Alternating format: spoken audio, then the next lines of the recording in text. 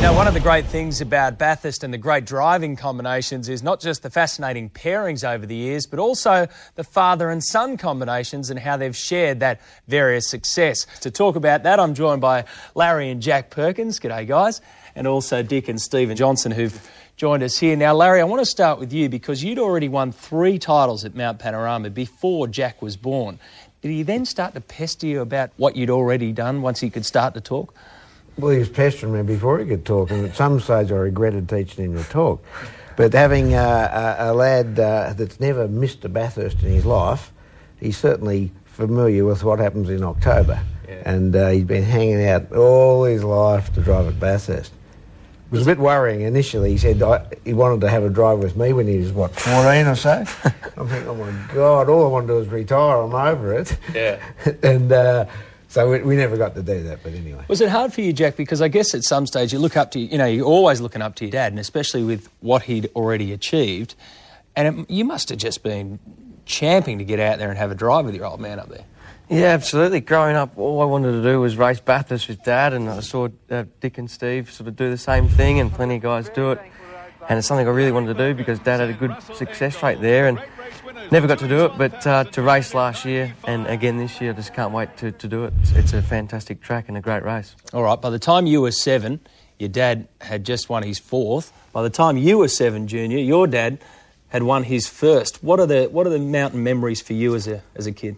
I think actually my first main memory was obviously in 1980 when the rock fell out and he was on the side of the track and he nearly got wiped out by, I don't even know who it was, Bob Morris or someone like that, So a bit of a strange memory, but 1981 was awesome, and I actually he wouldn't let me come to Bathurst until I think 1988. I think was probably my first Bathurst he let me come to. Pain in the bum if you had been. So because apparently I was a bit of a rat bag at the track, so.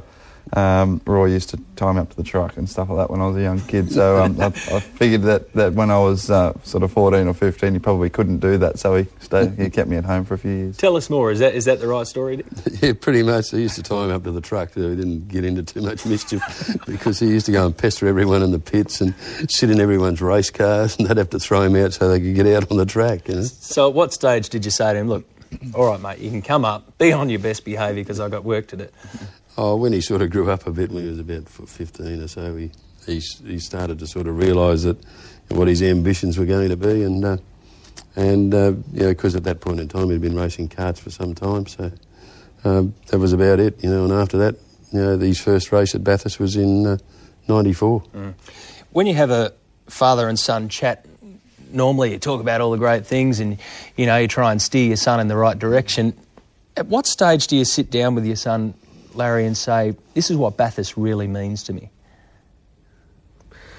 Well, I don't really say anything different to Jack to any of my other drivers because I don't want to increase the pressure, if you like, on Jack. He's already got a lot of pressure, the fact that he's the son of the dad and all that sort of stuff.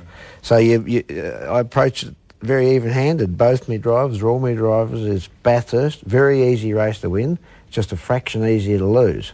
And that's what most of us do. And, it's all about, sort of line and length. Don't make any mistakes. Whether you be the driver or the mechanic or the refueler, you can't make mistakes. But always some, of the 32 cars, or whatever, we've got 31 cars, 30 of them will make mistakes and there'll be a winner.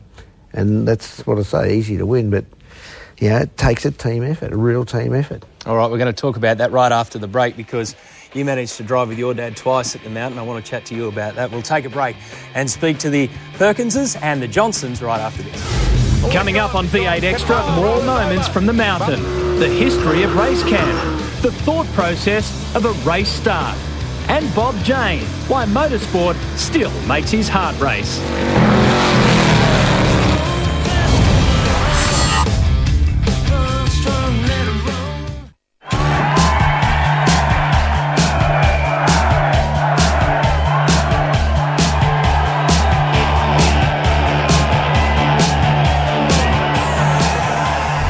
We're back talking about the family affairs at Mount Panorama. Let's Go to the Johnson side of the fence here, Stephen. When you drove with your dad, you did it twice. What kind of adventure was it for you? Mate, it was great. It was something that I think that I waited for quite a few years to do, you know. I was racing there since '94 and we only managed to do it at '98, '99. But I couldn't kick JB out of the seat early enough, you know. So, but those 2 years were really, really good. Obviously, we had a bit of a drama in '98 where we got involved, sort of innocent bystander in a crash at Forest Elbow, but you couldn't do much about that. But '99 we had a good race, and to finish fourth at the end was awesome. But just couldn't quite get that podium for his last Bathurst, which would have been nice. But it's a good feeling because it's a different sort of a working relationship where we're good mates. But you know, you got to talk about the car and you talk about your setup and, you know, practice driver changes with your dad and all that sort of stuff. It was you know, sort of very, very bonding, and it was you know, I'm really happy that I hung around enough to drive with him at DJR and get those 2 years before he retired. So, Dick, are you a teammate first, or a team boss first, and then dad second when you get to a race weekend, and especially the biggest one? Well, the hardest thing to do with any kid is tell them what to do. Because normally what I do is get somebody else to tell them what I say to them. But no, we had a pretty good relationship during the 2 years that we drove there, and you know, we never really had a problem because, you know, these late model drivers, how they're so goddamn fussy about how they sit in the car, and I want the steering wheel up about 2 millimetre and all this rubbish, you know. Well, that sort of stuff doesn't worry me. I said, you put the seat where it is, mate, I don't care. I'll just drive it with you, you know. And so that's what we did, you know. It was a really good race. Certainly the '99 race was pretty special. Yeah. Jack didn't have a lot of fun last year, did you? What will the advice be from Team Boss this year? Shane can start, I think. No, that was funny, that one last year. It's hilarious. Just ask Scafey. Because the first one for Jack, and I said, you know, rehearse what happens when there's a car stalled on the grid in front of you, and turn one, someone will probably nerf someone, there'll be a spin, and up at, you know, Forest Elbow the first time, you know, just rehearse it so you're prepared for it. And certainly and we didn't expect the car doing 60 k's over the brow of that blind hill while Jack was doing 240, and it was just one out of left field. And you know, I said to Jack that anyway, you can always say you took Scafey out. You know. Sorry, Scafey. I've definitely made a fair few Ford fans out of that one, so I don't know whether it's a positive or negative. All right, listen, just finally, we get to the mountain for this weekend coming up. We know it's always going to be big, it's going to be massive. I want to take away the team shirts, I want to take away the team boss aspect, and I want to ask you what you would say to Steve just before he goes out, just as a father-son. Do your best. Simple as that. Do your best and have fun?